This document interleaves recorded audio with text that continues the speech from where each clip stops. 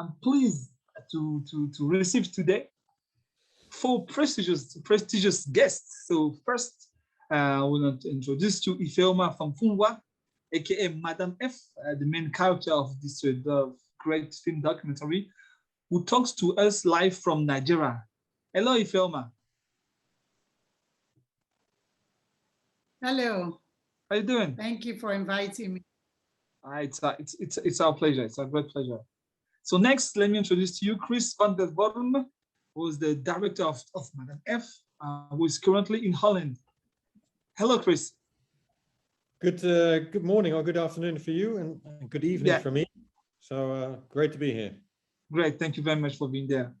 So next we have Dialikatou Barry, who is volunteer cooperative for the CECI-Senegal, who's based in Senegal, I guess in Dakar. Bonjour, Dialikatou.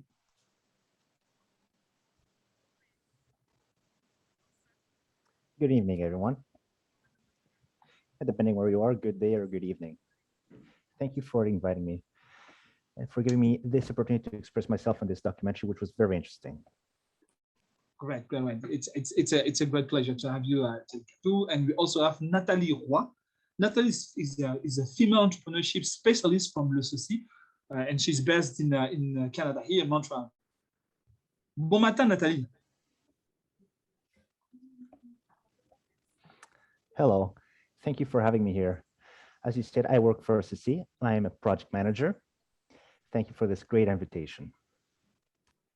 Great. So I just like to remind you that Dialikatou and Nathalie, they were both members of Agir pour l'égalité jury during the festival, and they are part of the team who decided to award the movie today. So we're glad to have you. So we'll have like a passionate and open conversation with our guest panelists, and we will also take questions from the audience. So feel free to write your question on the Zoom chat room. Please notice that the opinions which are to be delivered are not the responsibility of le CECI and not necessarily reflect those of the organization. So, nous allons commencer. Let's start with the first question, and I really like to know, how did you meet Chris and Ifeoma, is there a question for you? I'd like to know, how did you meet Chris on the first place? Yes, I had started doing the play called Hear Word, which is the women empowerment play that all these workshops and community arts work comes from, is inspired from. And the Dutch embassy had come to watch, like some people from the Dutch embassy came to the play, and they introduced themselves afterwards and said they would like to, support, and they even introduced us to KLM. And from there, I had said, oh, it would be a great idea if I could somehow get the work of the play on film, so that because when you do performance art, you do all this work, and then you have to do it all over again. You know, it's a live, spontaneous, magical thing, and then it's over, and everything is going digital. So I just mentioned it, and then it was like a year later or so that I got a mail saying that there's a Dutch filmmaker in town, and we should meet. You know, he would introduce us together. We went back and forth, and finally we met. I told Chris that I only had, 30 minutes to talk to him. And the 30 minutes became like an hour and 15 minutes. We connected. He seemed excited about making a film. We talked about any film because I wasn't sure he was the one, right? And then we did this back and forth for like a year and a half before we agreed that Chris could make a film about me working. I wanted to make a film about the play, not a film about myself working. So I was always avoiding Chris's, conversation about making a film about my work. Oh, great. And this question would be for you, Chris. So, how did you, because how did you, decided, to do a film about Ifeoma works, but also the film is also about, the women from Makoko. So, how did you decide it, along your conversation with Madame F, how did you decide to make a film, about the work and about the ladies from Makoko?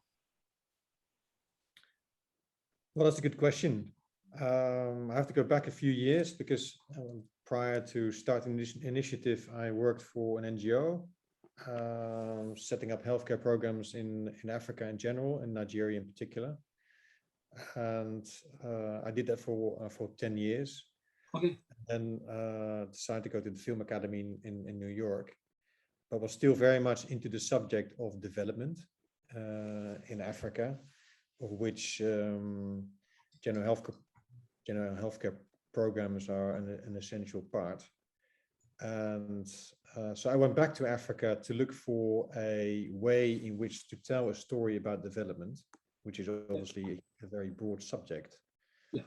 And it took me back to several countries in Africa, including Nigeria, and that's where, through the story that Ifeoma was telling you, that we got connected, and we had a really good conversation. I was impressed by the work that Ifeoma was actually doing, and I felt that it was a very good project to say something about development in general, because it's a sophisticated question. What is development and how does it work, and what is good about it and what's bad about it? And Ifeoma is actually someone that, from a very strong belief, shows us a very important quality in development, and in this particular case, that's about gender inequality, or women empowerment, I should say. Ifeoma has a very strong personality, and that's what you need in a film. And she has a very good story. And as we spoke for a substantial period of time, we also came to the conclusion that Makoko may be a very good environment in which to start, or in which to produce the film and involve the local community to tell their own story about what it is like to live in a place like that, and in particular in relation to the difference between men and women empowerment. So that's basically, in a nutshell, how this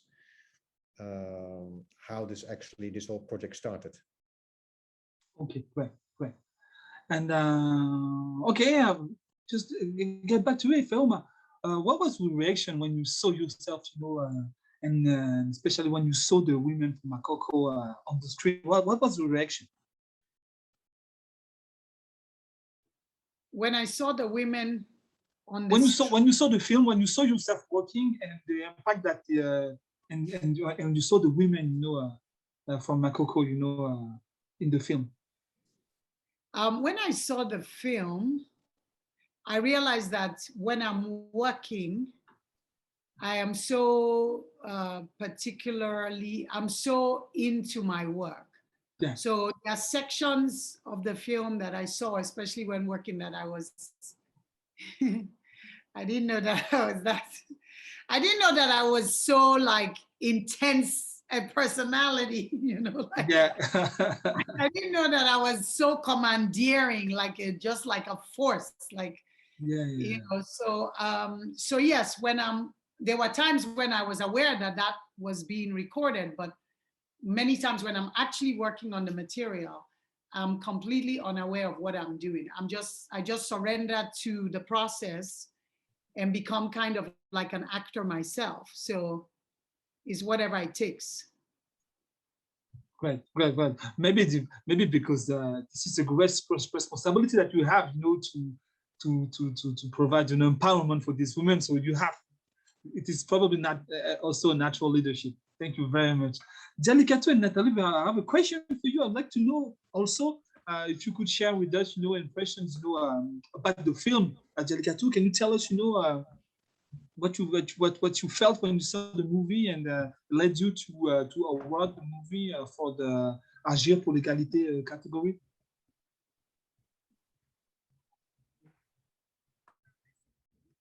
Thank you very much. I am Dialikatou. I'm an advisor in women's entrepreneurship in Dakar. I also work for Agir pour l'égalité, or working for equality, because when we work on women's empowerment, we're working on imbalances of power. This film caught my attention. I really appreciated the approach, the way in which Mrs. F behaved. I've always wanted to help people improve their lives, and that's exactly what she did. She considered all of the parties involved. It was a very positive approach. She took into account religious people.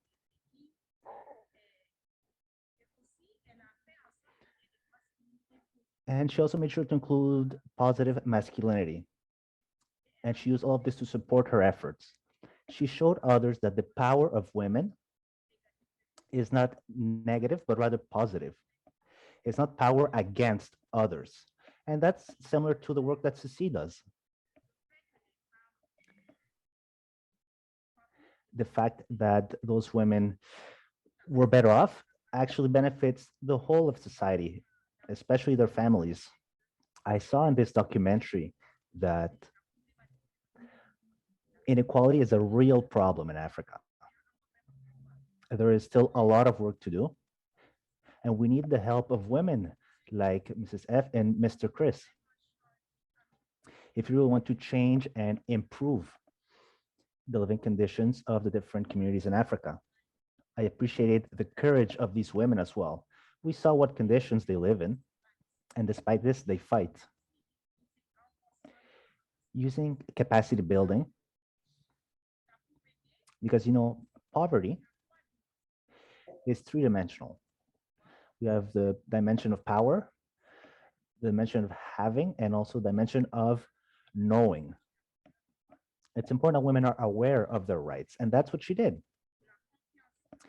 She gave them confidence in themselves. She created leaders. She created leadership amongst women. As I mentioned earlier, we're talking about discrimination.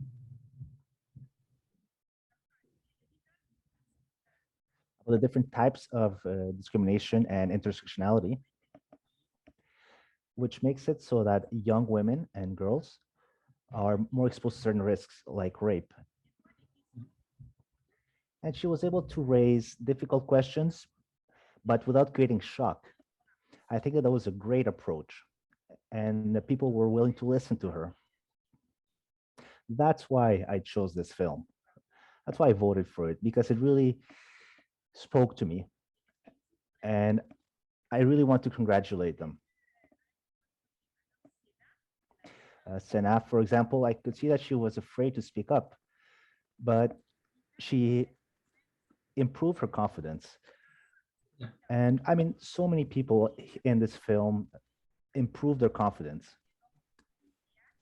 and use different tools to communicate. For example, theater, that's a big thing in Africa. So she was able to transmit this message, which is similar to the advocacy efforts that we do in CECI, and she did it through an agreeable method. She did it through dance.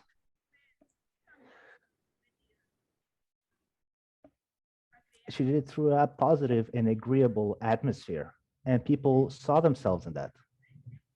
Like we saw in the end, even the men, like how we see at the end, there is a man who said that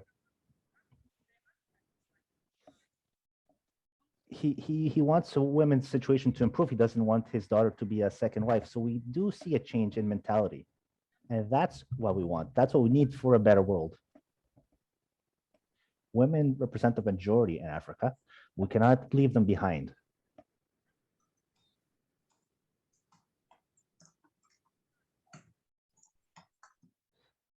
So there are things that we can do to change the situation, to improve the life of people. And well, I want to congratulate you again. And I hope I didn't speak for too long. No, it's okay. It's okay, Dialikatou. Thank you very much. Nathalie, would you please share, your thoughts, your feelings about the movie?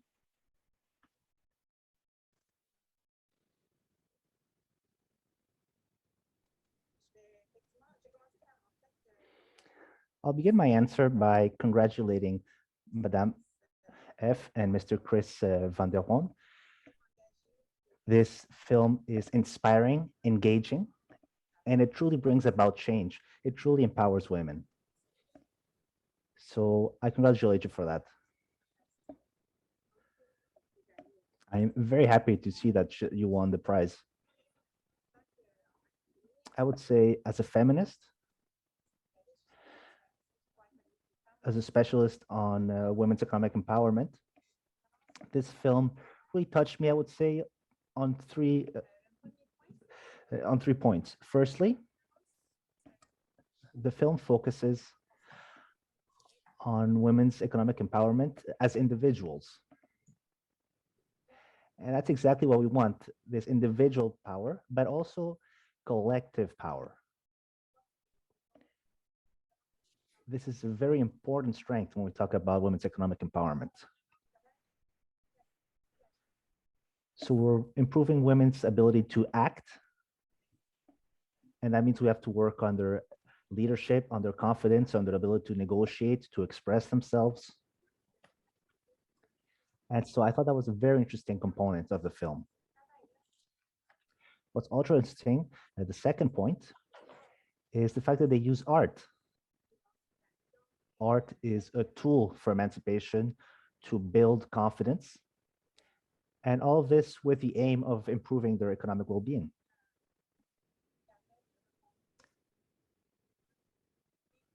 When women face these social issues, when they face violence, they're better able to use their inner strength and to talk about it as well. When we use art, we depersonalize, in a way, what we lived. And as a consequence, we're better able to talk about it and to reflect back what we live towards the community.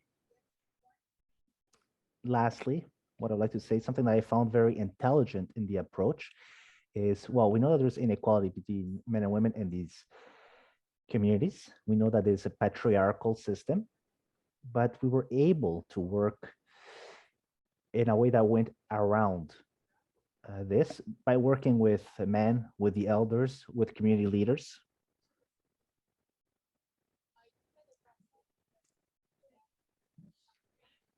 This was done in a very respectful manner too. So as a consequence, these men, in a way, they became allies. They became allied to this process of women's empowerment. So those are the three main points that really caught my attention. So this is the question for you, Chris. A quick question before I get back to Ifeoma. I wanted to know, because as we can see, Makoko is like a kind of rough environment. So how were, the technical difficulties that you encountered, during the filming process? And like, I also like to know if you had the opportunity, to get the community involved to work with you, during the whole process. What was the first part of the question? I missed that. The first part, what were the technical difficulties that you had to face for the filming? Because Makoko is kind of a rough environment, Well, I think to start with the second part, I think Ifeoma played a hugely important role in getting to produce this film in Makoko. It is a matter of finding the right ways, talking to the right people. So I think she played a very important role in that. I also had a combination of a local crew and a crew from the Netherlands. The local crew was familiar with Makoko. One or two of them were actually very familiar with Makoko and had done these kinds of projects before. And although this one was a lengthy one and probably one of the most engaging and maybe probably one of the most challenging one that faced so far. But by careful preparation and good communication, we managed to do the things that we wanted in most cases. As far as from a technical point of view, yes, it was a big challenge, especially moving around from A to B. Often meant that we had to wait for a long period of time to find the right circumstances and get the right people together. Documentary filmmaking is obviously something that you cannot really script and schedule in the way that you want, but it also means that you sometimes get your gems at times that you didn't really expect it, and I think that we did get some of those in the production. But overall, it was also a good place to produce, because you never had instances where you were out of control, in the sense that you had lots and lots of people around you, and that was largely due to the fact that you are in an environment with lots of water. So that in one way that's a challenging thing, but on the other hand, it also helped us along. And I think that overall we gained a trust from the community, which helped. And but it doesn't mean that we didn't have to deal with some difficulties as well, because these people are also finding ways in which they try and gain from a production like this, which is understandable. But I think that overall we managed quite well, and was an unforgettable experience. Great, thank you very much. We have questions from the audience, so I will definitely get there. So I have a question for you, Ifeoma. During the film, you said that during the course of your life, and the work, you have had confrontations with the society, with the family, with friends, and the most difficult it was to bypass, women, who act as guardians, of the temple of, patriarchy. Could you give us some few examples that the challenges that you had to face, Sure. I think one of the things that I learned through this work is how natural it is for women all over the world, but especially African women and maybe Asian women, to guard patriarchy. They've been trained into that role. So you find that women are more comfortable voting for a male president than a female president. They're more comfortable listening to a man preaching the word of God than a woman preaching the word of God. So what happens is as from a small child even, I remember running around and feeling the need to kind of climb and be active as a 7-year-old or 8-year-old, and feeling this sense that if I were a boy, I might have the amount of freedom to feel my spirit, like my spirit would be able to express itself to its proper size. I could already tell at 8 and 9. And I realized that what contained me was not men, it was gatekeepers. It was my mother, it was the church, it was the school. I went to a Catholic girls' school, so there were expectations about how you behave, how soft you would speak, how you would sit as a girl versus those things that boys were allowed to do or wear or be. And I knew as a 20-year-old that men could walk down the streets and could have thoughts that were very lofty and aspirational. And as a woman, you were expected to actually contain those thoughts. So one example would be that you would find maybe 3 very unattractive men sitting on a side of a road and an attractive woman walk by and they'll make, and then if she doesn't listen, they'll now abuse her because she didn't listen, because they feel good enough. They're not questioning whether they are on her level. And so for me, my biggest confrontation came with my mother. My mother is very much a Christian, conservative, background. And that was what she saw. She saw that it was just instinct for her, that if I got up and started Fela music came on and I got up and I was doing my Fela, my mom would be like, but if my brother did it, she won't know that she was doing that. But with my brother, it wasn't that. She just walked by, right? So that's what I'm talking about, that we even me myself, I find that we've been cultured in schools all across West Africa to imagine women smaller and to feel that that is the right place for them to be. And when they come out of that, they are not doing the right thing. Something bad is going to happen. They've got too many big ideas and they are wrong. They are cheap. They are wild. Maybe they may become prostitutes. All these ideas come up. Thank you very much. I would jump to a question from the audience, from Dialikatou, who wrote a question on that topic. And because we can see in the movie, as you just mentioned right here, that this situation, it raises, some frustration, especially within the relationship with your mother. So did the movie help you, did the process, being in that movie, the process of the filming and the work with the ladies from Makoko, did the movie, Dialikatou, like to know if the movie helps you, reduce the frustration? Could your mother saw your family saw the movie, and how do you think it will help, the relationship?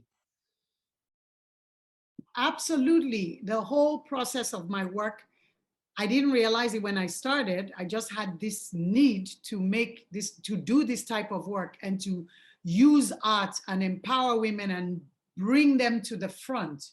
And I realized that in a way, my own spirit was feeling limited. And over the years, the commentary to contain myself had not gone the way that people probably intended that it would contain me physically or even the loudness of my voice. Instead, what it had done was make me feel inadequate. It made me feel like something was wrong with me. It didn't shut me up. It just made me unsure of where I should be. What kind of work should I do? Who should I be? I'm still struggling with that. But in making the movie, I now started to study the process, see the process even of transformation, because I've been doing this work now for 7 years. So I can see, I've stayed in touch with actors and even non-actors, people who've participated in these workshops and these shows, and seeing like where they've gone and the advocacy and the doors and the barriers that open, because it's just like a little switch that goes off in your head.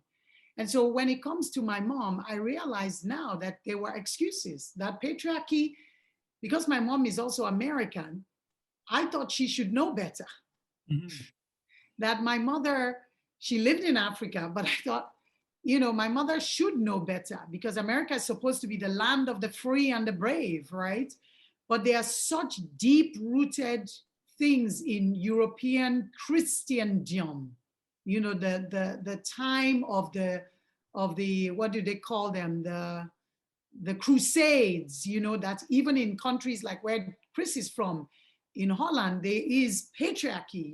There's a belief that a man stands in front of the church and the women are in somewhere they wash and they cook the clothes for the man to preach the word of God. So the system is set and we can't get away from it. And I actually believe that Africa before Christianity, women had more power then. Women had positions of power in spirituality, in leadership, in politics that were taken away from them. So yes, it bonded me with my mom, and it also allowed my mother to see that I had more purpose, because I think my mom was very confused as to, what am I doing, you know?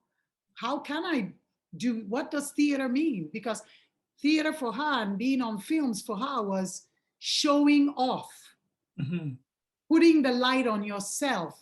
So she could not see that you can use this as a vehicle for community good. Great. Could she saw did you saw the movie? Oh yes. Ah, She saw yes. the movie and she saw the play and she bought 3 rows, three Wow. whole rows of, and my mom is not somebody to spend her money. She bought it for all her friends. And so that's when I knew, I said, okay, my mom understands. That's great. Question for you, Dialikatou and Nathalie. I'd like to know, how is the approach adopted in this film? You know, the Ifeoma's work. You know, how is it similar to that of the CECI, or how does it differ? You know, she used art, you know, to provide, you know, empowerment for the women of Makoko. And how does it relate to your work, Dialikatou?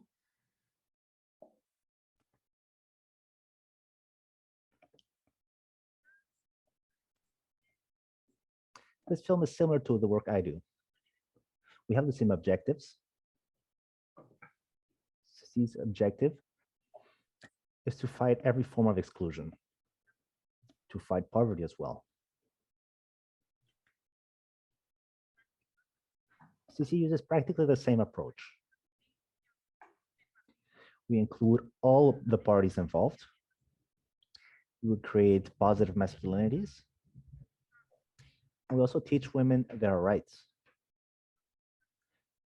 We work on capacity building, building self-esteem, which she did through her theater. Also giving them means, because as I said earlier, power has 3 facets. Poverty has 3 facets, including knowledge and having. So capacity building focuses on this aspect, knowledge. We inform them of their rights, and we give them the means they need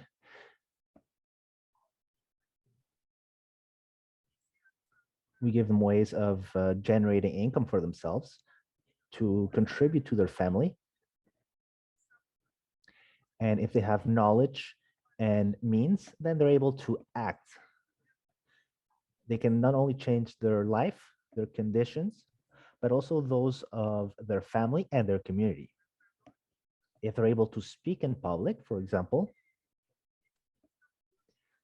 I mean, like we saw one woman in the community, she was not going to be welcomed like Madame F was welcomed.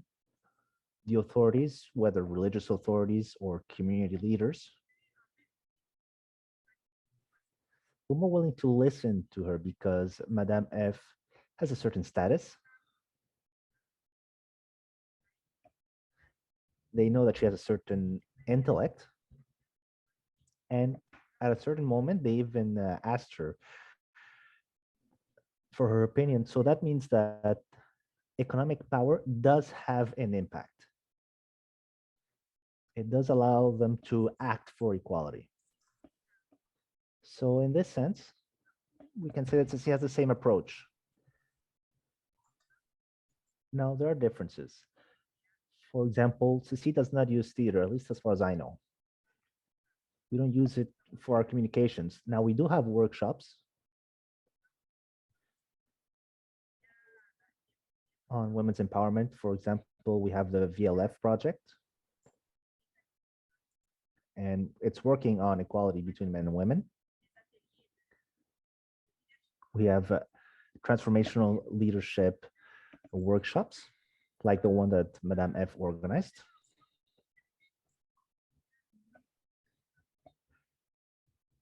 And what we want is to create women leaders in these communities. So in that way, we do have the same approach. She spoke of all kinds of discrimination that exist. We saw that the youngest women, not only do they suffer from poverty, not only from being women and from their age, all of these are extra dimensions in their discrimination. So those are the approaches we have in common. And the difference would be theater. Maybe it's done elsewhere, but in Dakar, we don't use it. There was a recent project in Senegal and Burkina Faso, and we did have workshops where we work with groups of men and women to measure the impact of the COVID pandemic on food security. It had similar results. And that's because when we group women together, they had more courage to express themselves. Then we brought both groups together and women felt more confident. They spoke out more. They lived about their experience and they claimed their rights too. Because generally speaking, women are discriminated against. But women are a lever for improving the well-being of their family because they're responsible for the well-being of their family in a large part. For example, this project, what I'm talking about, had a very positive impact on women because during the pandemic, weekend markets were closed and therefore they were not able to generate an income. So we see that we have similar approaches. We have the same objective. And when we consider the parties involved, there's a lot of similarities as well. Also, I would say we are both very respectful of the culture, of the local religion. For example, you saw the woman, I think it was Sina. At the end, she said that she was proud of her village. She was proud of her origins. But at the same time, she can point out what doesn't work. So it's not about going there and saying nothing here works, but we do have to improve certain aspects of it. Thank you very much. Yeah, my question is, I just wanted to know, Dialikatou just shared with us, how, Ifeoma's work, is equivalent or different, but what she does on the ground in Senegal. Do you have, could you share with us, any similarities, from Ifeoma's work, within what you do from Montreal? Well, globally speaking, CECI's approach to women's economic empowerment, I would say the Dialikatou's answer was accurate. We work on women's ability to act. So yes, CECI also works on their ability to express themselves, their self-confidence, being able to talk about their needs. So that's part of it too. Now, when we talk about women's ability to act, we also work on technical abilities and technical knowledge. So our programs take into account if the person wants to improve their employability or their entrepreneurship skills. So we also support them in that.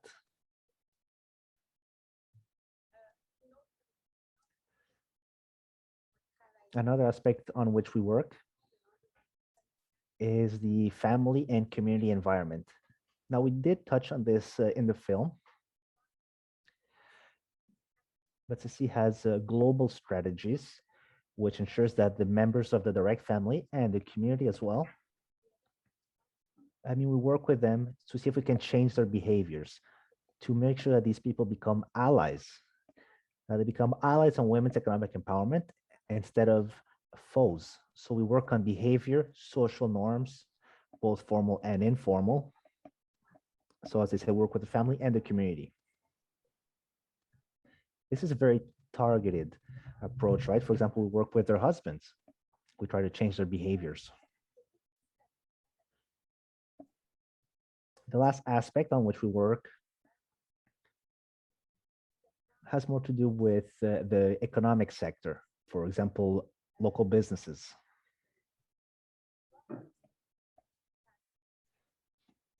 For example, businesses that offer goods or services to these women. So we work with these companies, and we also work on laws which can have a negative impact on women's economic empowerment. That means we also work with organizations that defend the rights of young women and women, organizations which already promote issues related to women's economic empowerment. So when we're developing projects and partnerships, we always make sure that our projects affect all these three facets: women's ability to act, their family and community environment to make sure they are allies, and lastly, making sure that laws and local actors in these market systems also work towards improving their practices and women's well-being. So those would be the similarities and the differences. Thank you very much, Nathalie. Thank you very much. We have a lot of questions from the audience, which is great. So I will share with you the question for the audience. So this is a question for Chris and Ifeoma. So Ifeoma, the people want, this is a question from Dominique Forget. Dominique likes to know how long the work, the community theater work, the text with the women of Makoko. How long did you work, for training, to make the play happen? And next question will be for Chris. How long the world filming took you to come up with that great movie? I think the minimum amount of time needed to do a project properly would be about 2.5 months. 2 months of workshopping, and then, half a month, 2 weeks to arrange the show. Because of course we don't have a set and lights and all those things. It's a community theater, so it's what the community has that we build the place to stay. If they have an open marketplace, we've done the show in bus stops, in markets, in school halls, so it's not the kind of work I do is not very show heavy in terms of your particular theater. So you don't need to work on all that background paintings and things. The work is about the expression, as Madame Barry and Madame Roy said, it's about the self-esteem of the person who becomes an advocate and a speaker and expresser.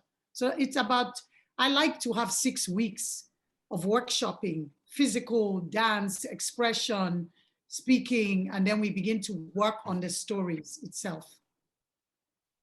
Okay, so how many times were you able to work with the women of Makoko?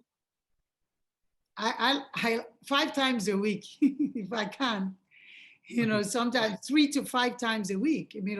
3 times a week is the minimum, because you're building a kind of, you're pushing forward every day on that you can stand, for instance, in front of your leaders and your preachers and your elders, and tell a story that is true to you, because the material we use is from their own stories. They have to come also and say, this happened in our community, because otherwise you are imposing your own ideas. Okay. So part of the workshop is for them to begin to share and argue amongst themselves. Oh no, it happened like this. Were you not there when? And then we try to find what are the issues in their community where patriarchy is stifling them, and connect that to the future, as Nathalie did and Dialikatou did, right? You connect that to a future that's more progressive and prosperous for you, your family, and your children. Okay, great. Then the women will fight. Then the women will fight, because they can see it now. They see when you point the way, they're like, yeah, okay, I understand now. I need to talk. Definitely. Talk loud. Talk loud. Yeah, that's great. Chris, how long did the whole production process took? Not only the filming, because I had to work to some writing, find money, and the whole process. Well, I think it took between 3 and 4 years. Oh, wow. Obviously, a process like this fluctuates in intensity, and there are periods whereby you're, very involved, and there are periods when you are just gathering information. You're sort of kind of networking and getting to know people, and so it's spread out over a longer period of time, and obviously the filming in Makoko is very intense. And then once you've gathered all the footage, like some filmmakers say, that's when the process really starts, because then you sort of start, putting together all the different images and footage into a story. And then once you start sort of working on it, and then putting it away, and then looking at it again and talking to people about it, and so that's the whole process that you go through. And then even when you've gathered your story, and you have it all made it all into film, you start working on the music, and then you start working on the color grading, and so it's a huge process that you go through, and with all the different parts having different kinds of characteristics, which make it really interesting. Yes. But overall, I think between 3 and 4 years, yeah, sure. 3 or 4 years, and for great results. So congratulations. Yeah. We have a lot of messages. We'll take just 2 quick questions. So Jeanette is asking if if you were able to keep contact with the women of Makoko. And there was also a question from Sylvie Marianne Geba, asked if you were able, to screen the movies, in schools around Nigeria or elsewhere. So are you still in touch with the ladies from Makoko, and were you able, to screen the movie outside of in Nigeria? Yeah, I'm still in touch with the women. And in fact, I just spoke to Christiana last week, and to find out what Senai reports, report back that this is the progress, this is what they are doing. On the film, because of COVID, I think that it would have probably screened in Nigeria by now, but 2 years of COVID has put us in a place. But I know Chris has been very interested in showing it in Makoko and showing it in Nigeria. So it will be interesting. It'll be interesting to see what happens. I think we're still going there, maybe 2022. Great. Okay, so I have a last question for you all. We have like 6 minutes left. Just last question for the 4 of you. Just to know, according to what will be the next step, to support this women and ensure, the sustainability of all this great work. What will be the next step to support them? Nathalie, I'm going to start with you.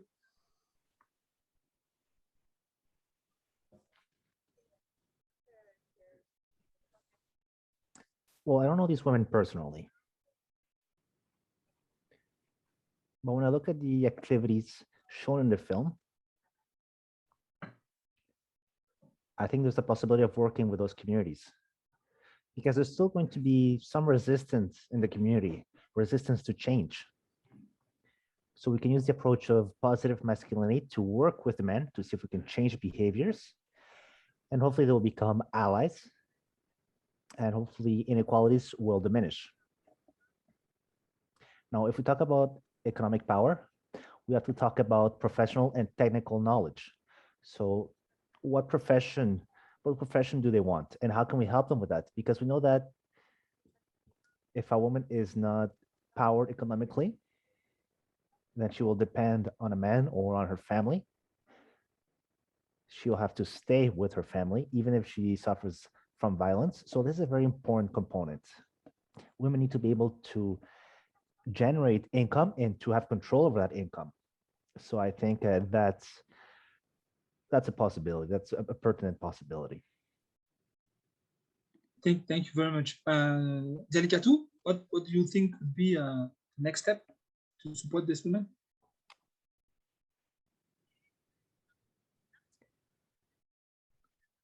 I think Nathalie had the right idea, and I have a similar opinion.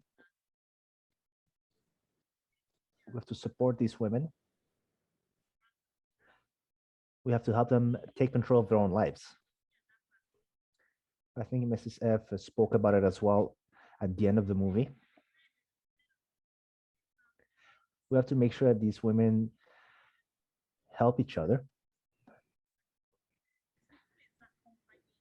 because there's strength in numbers, and we also have to support them with economic means, as well as the technical knowledge. CECI is also supporting these efforts, because by giving visibility to this film, I mean, we heard the women say it.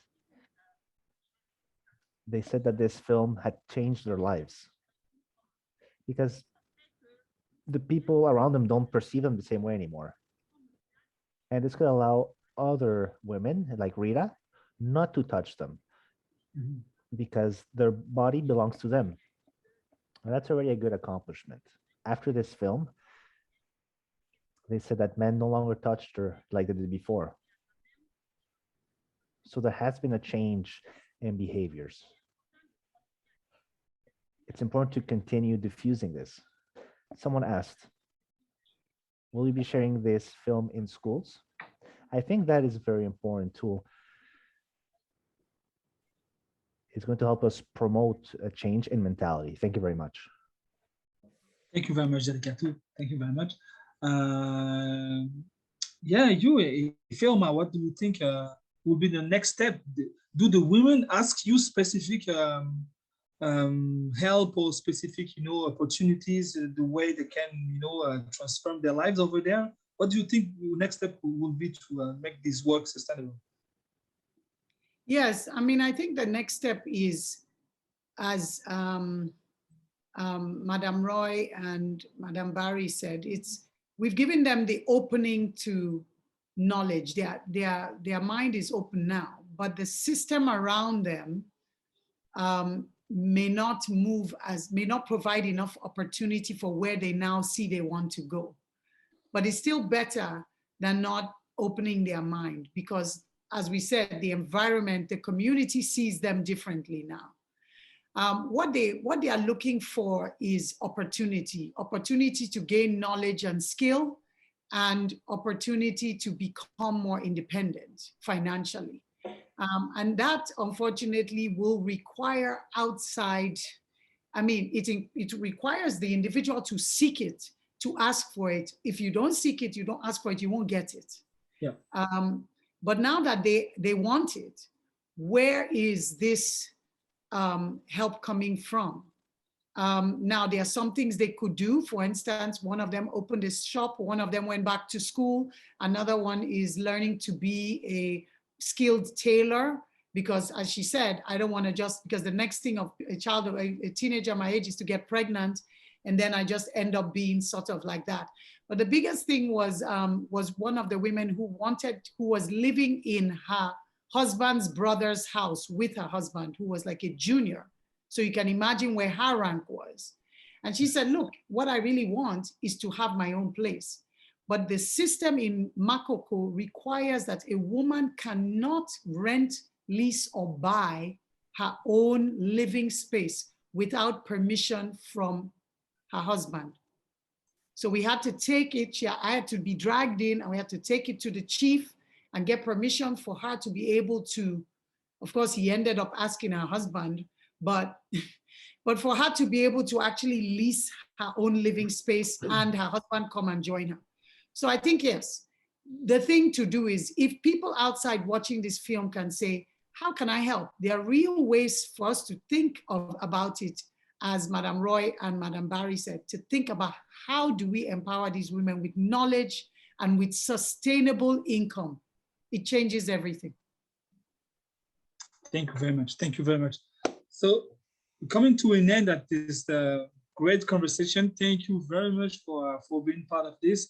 Ifeoma and Chris, congratulations again for this tremendous work. The film is great.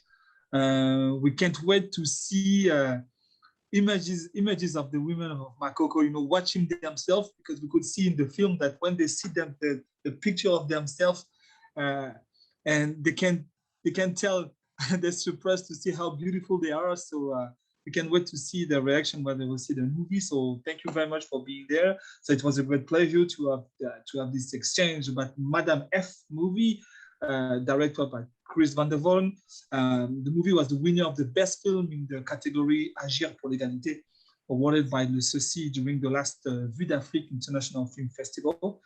Also, this activity was organized to celebrate November 19th, which is the World Day of Female Entrepreneurship. Also, this conversation was carried out as part of the public engagement activity of the CECI Volunteer Cooperation Program, and it is financially supported by the Government of Canada through Global Affairs Canada. Thank you very much, and we'd like, if you want to follow up, feel free to go to ceci.ca to get to know more about CECI work, and I think we can find the Ifeoma's and Chris Van Der Vorm social media to know about their project and their daily work. So thank you very much, and have a good day. Bye-bye. Bye-bye. Thank you for having us. Thank you.